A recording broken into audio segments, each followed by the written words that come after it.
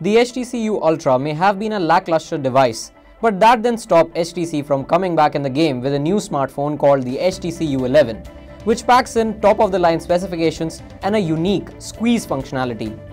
Is it enough to take on our current heavyweight champion, the Samsung Galaxy S8? Let's talk about the design first. The HTC U11 looks almost like the HTC 10, but it has a new liquid glass surface on the back which changes colors depending on how light falls on it. A metal frame runs along the side and the antenna bands run near its edges. The bezels on the top and bottom of the display are rather large, with a substantially large front camera sensor on the top right. The Galaxy S8 comes in a glass body which makes it slippery and prone to fingerprints, just like the U11. But frankly, we don't mind fingerprints or smudges. Our midnight black unit looks great and it's comfortable to hold. Samsung has indeed proved what it can do with a curved body and an 8.5:9 display. The slight curves near the rear edges also make the phone easier to grip. The bezels are so slim and well hidden that you will pretty much never spot them. Kicking things off with a fingerprint sensor on the HTC U11, it is placed at the front. On the Galaxy S8, it is placed at the back, right next to the camera lens, which is definitely an awkward position. The positioning of the fingerprint sensor on the U11 is more convenient and the response of the sensor on both the devices is great. The HTC U11 comes with a 5.5-inch Quad HD display with Gorilla Glass 5 protection. We noticed a slight drop in brightness from extreme angles, but it won't get in the way of regular usage. The colors are quite balanced, but they are neither too warm nor too bright. The Samsung Galaxy S8 has a 5.8-inch Quad HD Super AMOLED display. The display is sharp with 529 ppi and Samsung has toned down the color saturation this time. To be clear, you still get pleasantly oversaturated colors, but the yellowish hue is not as apparent as before. Black levels are great, which also helps in hiding the bezels. Samsung allows the users to toggle the level of red, green and blue colors on the screen, which is something enthusiasts would appreciate. The Univision aspect ratio of the display is just a fancy spec at the moment. It allows the display to be taller instead of wide, which is the main reason for this phone's compact form factor. Both the smartphones come with Android Nougat out of the box. The HTC U11 has a new Edge Sense feature which offers a new form of interaction with smartphones. You will be prompted to set up Edge Sense during the initial setup, and you can also turn it on from Settings menu. It is surely a unique feature but not very useful. As far as the HTC Sense Companion and Samsung's Bixby are concerned, well, we'll just say that the Google Assistant is much better than these two.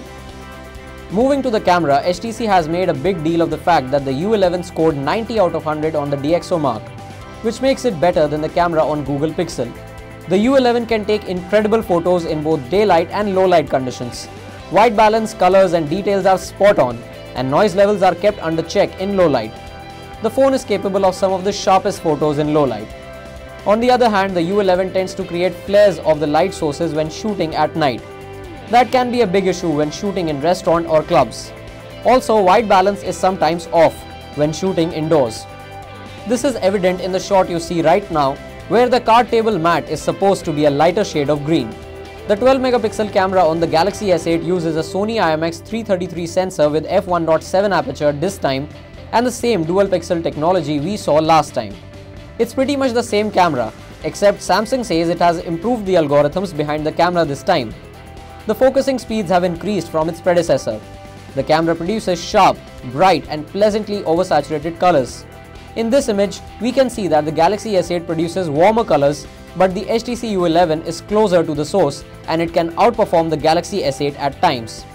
The Samsung Galaxy S8 runs on the Exynos 8895 processor and the HTC U11 runs on the latest Qualcomm Snapdragon 835 processor. The U11 has 6GB of RAM and Galaxy S8 has 4GB of RAM. As far as speed and user experience is concerned, both the phones offer great experience. App launches on the HTC U11 are extremely fast, while load times are low as well. In essence, games that allow 60 FPS will be rendered at such frame rates, while the best of the games will run at the highest possible graphics scores with the HTC U11. The Exynos 8895 SoC on the Galaxy S8 is faster than last year's phone, but only incrementally so. The Mongoose cores take care of heavy tasks this time.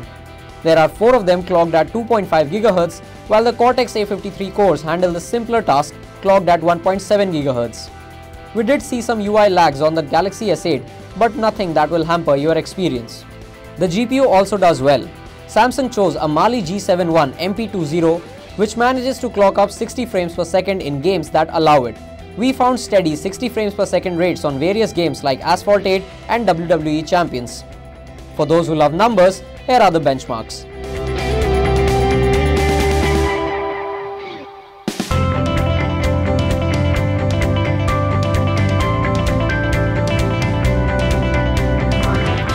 Talking about the battery, both the smartphones come with a 3000 mAh battery. The HTC U11 lasts just under 8 hours on the PC Mark Work 2.0 battery test, while the Galaxy S8 lasted us 8 hours and 57 minutes. On regular usage, the HTC U11 can last for about 12 hours, whereas the Galaxy S8 lasted for 10 hours of regular usage. So here's the million-dollar question: which of these two devices is the one for you? Well, if battery life is important to you, then you should consider the S8 Plus, as it has better battery life than the S8 and the U11.